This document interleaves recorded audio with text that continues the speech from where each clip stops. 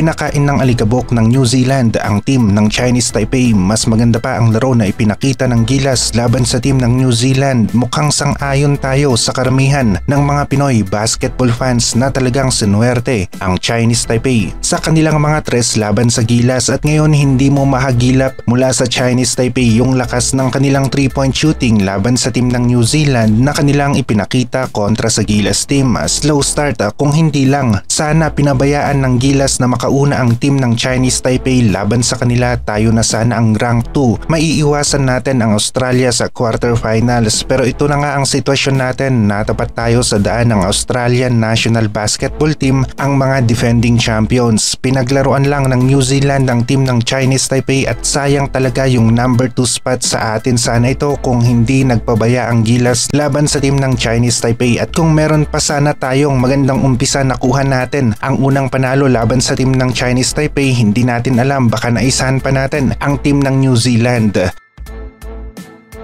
Gilas laban sa team ng Saudi Arabia. Panalo ang nakita natin na nagagawa ng Gilas sa kanilang mga latest na laro. Kontra sa team ng Saudi Arabia, palaging tinatambakan ng Gilas ang team ng Saudi Arabia. Idagdag pa natin na kay Soto Japet ang main bigs natin, wala pang AG Edo at Junmar. Lamang na naman sina AG Edo at Junmar sa matchup ng mga bigs, at gusto natin na unahan ulit ni Coach Timko na ang team ng Saudi Arabia gamitin ang dalawang bigs para sa accurate na shooting sa loob ng paint. Sa first quarter pa lamang, kagaya ng ginawa niya laban sa team ng Iraq, iba kung merong high post low post na combo, pumuposte yung isa habang yung isa naman nakalapit na sa basket, tapos mismatch pa. Kung minsan naman lito rin ang depensa ng kalaban, mas maganda pa rin yung high accuracy na mga tira. Konti lang ang mintis ng Gilas at sa ganitong paraan hindi tayo matatambakan. Kung hindi naman kaya tayo pa ang makakatambak sa kalaban. Nagbibigay daan rin ang magandang opensa ng mga bigs natin sa loob ng paint upang malibre ang mga shooters natin sa 3-point area. Nalilito ang depensa ng kalaban. May nakita tayo na mga komento mula sa mga fans at napansin nila ang ilan sa mga players natin na katulad ni na AG Edo, Justin Brownlee at maging si Seiji Perez. Mga Amerikano raw sila, at isinaisip na lang natin na baka isa ito sa mga fans na paminsan-minsan lang nanonood ng basketball sa FIBA. Hindi kagaya natin, mas alam o mas updated tayo tungkol sa rules ng FIBA. Unahin na muna natin na si AG Edo, nagkaroon siya ng Philippine passport bago lumagpas sa edad na 16 years old. Kaya naman local siya ng Gilas at naglaro rin si AG Edo sa Batang Gilas. Justin Brownlee naman ang ating naturalized player at Seiji Perez mainit sa kanilang lugar na Pangasinan, kaya maitim ang player na yan. Mukhang Ja Morant at American player pero Pinoy na Pinoy itong si Seiji Perez mula sa Pangasinan. Ganyan talaga ang ibang fans ng kalaban, kapag talo talagang may masasabi rin sa kanilang kalaban. Kagaya rin natin, parte na yan ng sports ang bangayan ng mga fans, pero sa atin iba ang Pinoy dahil kapwa Pinoy binabash pa kapag talo. Ito sana ang maiwasan natin. Wala tayong nasabi sa performance ng Gilas, meron tayong inside plays at yung shooting natin sa tres na ipakita nga rin natin. Kung ganito lang ang laro na ginawa ng Gilas laban sa team ng Chinese Taipei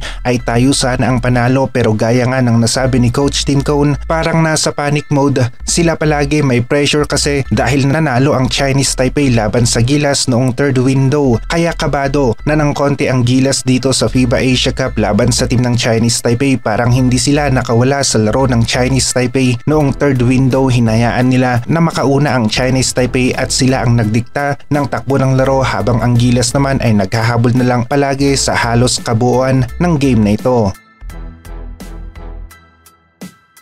Ngayon kita naman natin ang malaking kaibahan. Talagang tinambakan ng gusto ng New Zealand ang team ng Chinese Taipei. Ang laki ng kalamangan ng New Zealand, 40 points. So walang-wala ito sa 8 points na lamang ng New Zealand sa Gilas.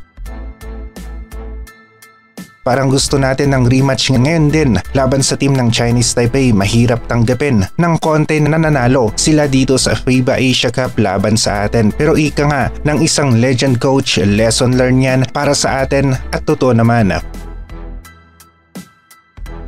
mas angat ang laro ng Gilas laban sa team ng Saudi Arabia sa kanilang latest na laro. Talagang mas dominant team ang Gilas. Ito sana ang isipin ng ating national basketball team at umpisaan nila ng malakas ang kanilang laro. Sila ang magdidikta ng facing ng laro nang sa garon ay hindi na naman tayo nadihado sa clutch time o sa mga huling minuto ng fourth quarter. Mas mainam pa rin na tayo ang makalamang at makikipagpalitan na lamang sa pag-score laban sa kalaban dahil sakit talaga ng Gilas ang catch-up style ng laro, yung sila ang naghahabol sa score laban sa ating mga kalaban at kung ganito ang takbo ng laro, malaki ang chance ng Gilas na matalo. Nakikita naman natin na malakas talaga ang Gilas ngayon at paano pa kaya kung kompleto na ang ating lineup. Meron na tayong kay Soto kasama sina AG Edo at Junmar. Idagdag pa natin si Ange Kouame na may chance na maging local player ng Gilas at kung nabibigyan ng exemption ang ibang foreign players na maging local player ng kanilang bansa ay dapat ganun rin kay Ange Kouame dahil nakompleto niya o na-meet niya ang requirements. Kay QMB naman sana nga